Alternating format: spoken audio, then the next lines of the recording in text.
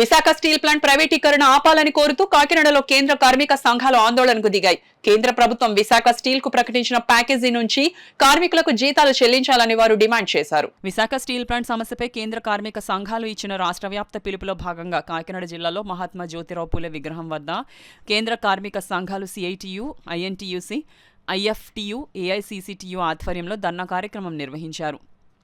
ఈ ధర్నా కార్యక్రమాన్ని ఉద్దేశించి సిఐటియు జిల్లా అధ్యక్షులు దువ్వా శేషబాబుజీ, ఐఎన్టీయూసీ నాయకులు తాళ్లూరి రాజు, ఐఎఫ్టియు నాయకులు దుర్గారావు, ఏఐసిసిటియు నాయకులు గొడుగు సత్యనారాయణలు మాట్లాడుతూ విశాఖ స్టీల్ ప్లాంట్ ప్రైవేటీకరణ నిలుపుదల చేశామని, కేంద్ర ప్రభుత్వంపైకి ప్రకటనలు ఇచ్చిన దొడ్డిదారిన ప్రైవేటీకరణ పనులను వేగవంతం చేసిందని, ఇది చాలా దారుణమని అన్నారు. కేంద్ర ప్రభుత్వం విశాఖ స్టీల్ ప్లాంట్కి ప్యాకేజీ ప్రకటించిందని, ఆ ప్రకటించిన ప్యాకేజీ నుండి అప్పులు తీర్చడానికి సొమ్మును ఉపయోగిస్తుందని, కార్మికుల జీతాలు చెల్లించడానికి ఈ సొమ్మును ఉపయోగించాలని అన్నారు.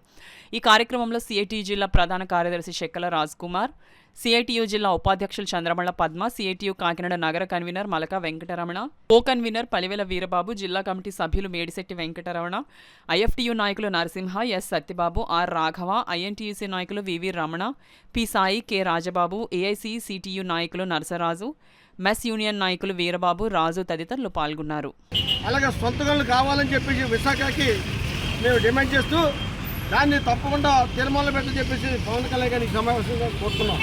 మరి ఈరోజు ఈ ధర్నా ముఖ్య అంశం మరి వేల తరబడి పనిచేసేటువంటి కాంట్రాక్ట్ కార్మికులు తొలగించడంపై చాలా మేము బాధపడుతున్నాం. అలాగే అన్ని సంఘాలు కూడా వాళ్ళు మద్దతు ఇస్తున్నారు. ఎట్టి పరిస్థితులు కూడా కాంట్రాక్ట్ కార్మికులు తొలగిస్తామట్టుకు మాత్రం ఎట్టి మీద ఒప్పుకునే పరిస్థితి లేదు. మరి దేశవ్యాప్తంగా రాష్ట్ర వ్యాప్తంగా కూడా ఉద్యమించేది కూడా మేము రెడీగా ఉన్నాం.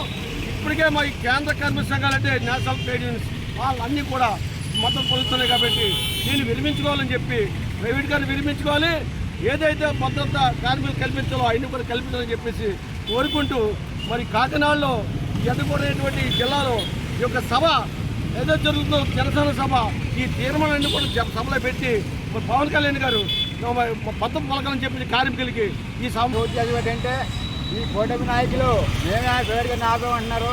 కాబట్టి అసెంబ్లీ సమావేశాలు జరుగుతున్నాయి. కాబట్టి అసెంబ్లీలో ఒక తీర్మానం చేసి కేంద్ర ప్రభుత్వానికి కేంద్ర కేటాయించిన నిధులు ఆ నిధుల నుంచి కార్మికులకి వేతనాలు ఇవ్వాలి.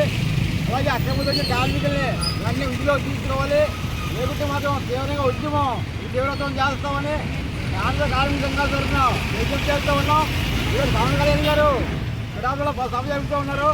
దాంట్లో కూడా ఒక తీర్మానం చేసి విశాఖ కార్మికులు ఎన్నో పెట్టి పోరాటం చేశారు, వాళ్ళకి వేతనాలు ఇవ్వాలని చెప్పి మేము డిమాండ్ చేస్తూ ఉన్నాం. ఖచ్చితంగా ఇట్లా అమలు చేసే వరకు కేంద్ర కార్మిక సంఘాలు ఐక్యంగా పోరాడతాయని చెప్పి మేము విజ్ఞప్తి చేస్తాం.